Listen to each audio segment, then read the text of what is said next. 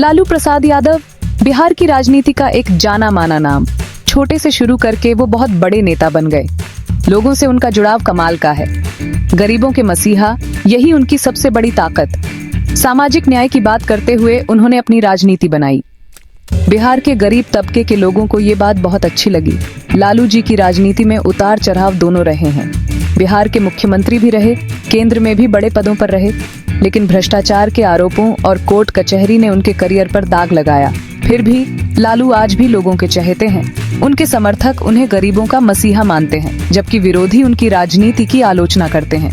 लालू की विरासत राष्ट्रीय जनता दल यानी आरजेडी से जुड़ी है। उन्होंने 1996 में इस पार्टी की स्थापना की। बिहार में ये पार्टी बहुत ताकतवर बन गई। पिछड़ी जातियां, दलित और मुस्लिम, इन सब का साथ आरजेडी को मिलता है। ये MY मुस्लिम यादव समीकरण पार्टी की कामयाबी की कुंजी रहा है। लेकिन हाल के सालों में इन वोट बैंक्स में कुछ दिक्कतें आई हैं। आरजेडी की अब भी स्थिति थोड़ी उलझी हुई है। भारतीय जनता पार्टी यानी बीजेपी काफी मजबूत हो गई है। लालू जी की सेहत भी ठीक नहीं रहती, जिसका असर पार्टी पर पड़ रहा है। उनके बेटे तेजस्वी यादव अब आगे आए हैं।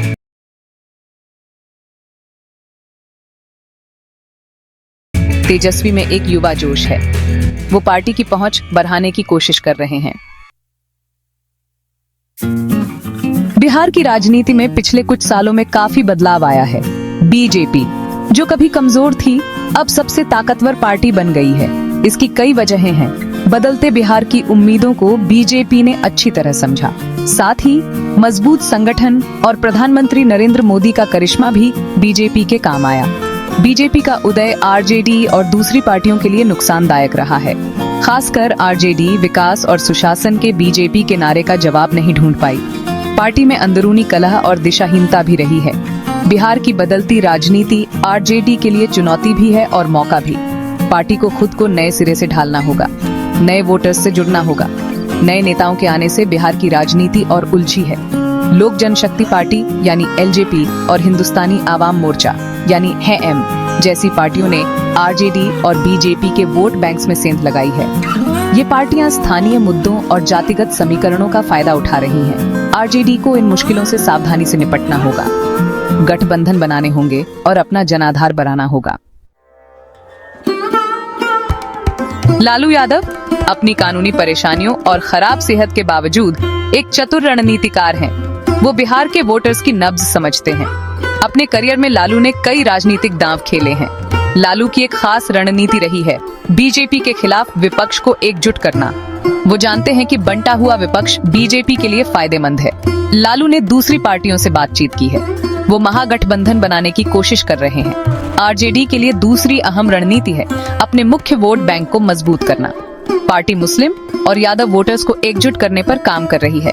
साथ ही दलित वोटर्स को वापस लाने की भी कोशिश हो रही है। आरजेडी युवा वोटर्स को भी लुभाने की कोशिश कर रही है। पार्टी रोजगार और शिक्षा जैसे मुद्दों पर ध्यान दे रही है। ये मुद्दे युवाओं को अपनी तरफ खींचते हैं। युवाओं तक पहुंचने के लिए आरजेडी सोशल मीडिया का इस्तेमाल कर रही है। आरजेडी की कामयाबी इस बात पर निर्भर करती है कि वो इन रणनीतियों को कितनी अच्छी तरह लागू कर पाती है।